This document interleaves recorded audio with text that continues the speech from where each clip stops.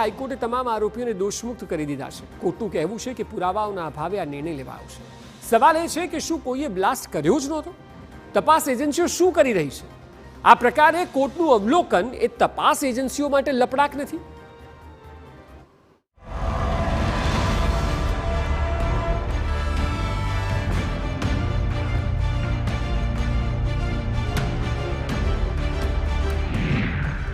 વર્ષ 2006 મુંબઈ બ્લાસ્ટ મામલો।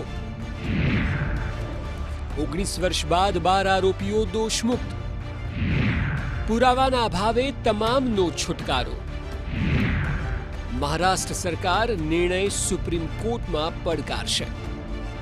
વર્ષ 2006નો મુંબઈ લોકલ ટ્રેન બ્લાસ્ટ મામલો સૌ કોઈને યાદ છે। આ હિચકારા હુમલામાં 189 લોકોના જીવ ગયા હતા। બરાબર 19 વર્ષ બાદ મુંબઈ હાઈકોર્ટે 12 આરોપીઓને દોષમુક્ત જાહેર કરી દીધા છે। હાઈકોર્ટે પુરાવાના અભાવે તમામને છોડી દીધા છે।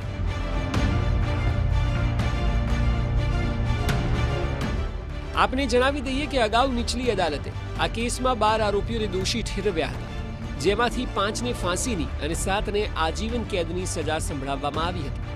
જોકે હાઈકોર્ટે સુનાવણી દરમિયાન 11 આરોપીઓને દોષમુક્ત જાહેર કર્યા, જ્યારે કે એક આરોપીનું અગાઉ મૃત્યુ થઈ ચૂક્યું છે તેને પણ દોષમુક્ત કરાયો છે।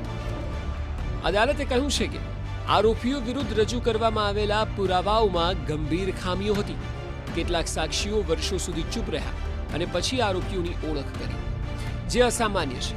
ઝડપાયેલા આરડીએક્સ અને અન્ય સામગ્રીઓ અંગે પણ કોઈ વૈજ્ઞાનિક પુરાવાઓ રજૂ કરવામાં ન આવ્યા તેવું હાઈકોર્ટે કહ્યું। પુરાવાઓની વિશ્વસનીયતાના અભાવે આ નિર્ણય લેવામાં આવ્યો છે। જો કે તપાસ એજન્સીઓ માટે આ નિર્ણય મોટા ઝટકા સમાન મનાઈ રહ્યો છે।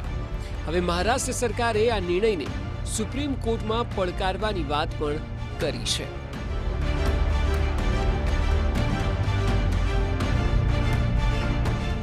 આપને જણાવી દઈએ કે આ ઘટના 11 જુલાઈ 2006ના રોજ બની હતી। અલગ અલગ 7 જેટલા વિસ્ફોટ કરવામાં આવ્યા હતા અને મુંબઈની લોકલ ટ્રેનોને નિશાને લેવાઈ હતી।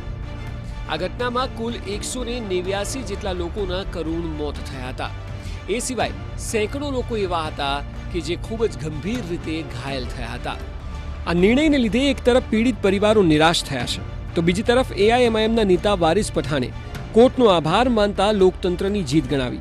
સાથે જ આરોપીઓને આટલા વર્ષોમાં નુકસાન જે ગયું છે તેની જવાબદારી સરકાર લે તેવું નિવેદન આપ્યું।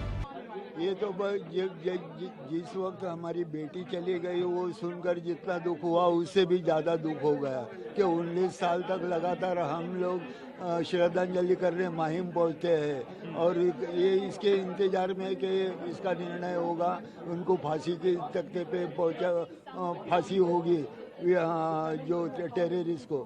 लेकिन आज सुनकर इतना बड़ा दुख हो गया कि पूछो मत। जो ये लोग 19 साल जेल में रहे विदाउट बेल, 19 साल के बाद रिहा हुए, कितनों के परिवार तितर बितर हो गए, कितनों के माता पिता का देहांत हो गया, कितनों की जिंदगियां बर्बाद हो गई। इसका खामियाजा कौन भुगतेगा? सरकार किस पे अकाउंटेबिलिटी फिक्स करेगी? कौन जवाबदार है इनकी जो 19 साल इन्होंने जेल में बिताया उसका? तो ये तमाम चीज़ का सरकार को इंक्वायरी करना चाहिए, पब्लिक के सामने लाना चाहिए। હાઈકોર્ટ દ્વારા એક રીતે કહી શકાય કે જે નિર્ણય સંભળાવાયો છે તે ચોક્કસપણે તપાસ એજન્સીઓ માટે મોટો ઝટકો છે અને એટલા માટે જ કેટલાક સવાલો ઉદ્ભવવા ખૂબ જ જરૂરી બની ગયા છે। સૌથી પહેલો અને મહત્વનો સવાલ એ છે કે આટલા વર્ષોની તપાસમાં આ તપાસ એજન્સીઓ શું કરી રહી હતી? આખરે પુરાવાઓનો અભાવ સર્જાયો કેમ? શું એજન્સીઓની ક્યાંક ને ક્યાંક ઢીલાશ સામે આવી છે? આ સવાલો વચ્ચે હવે મહારાષ્ટ્રની ફડણવીસ સરકાર સુપ્રીમ કોર્ટમાં જવાની છે। એ જોવું રહ્યું કે સુપ્રીમ કોર્ટમાં પોતાના પક્ષમાં તપાસ એજન્સીઓ દ્વારા આ કેસને લઈને શું મુદ્દાઓ રાખવામાં આવે છે। Bureau report, TV9।